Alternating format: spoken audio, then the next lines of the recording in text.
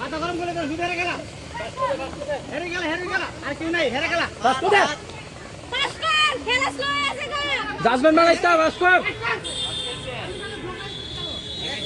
ভাস্কর বলে মার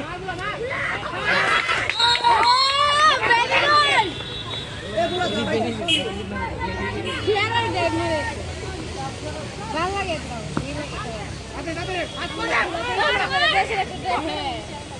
আচ্ছা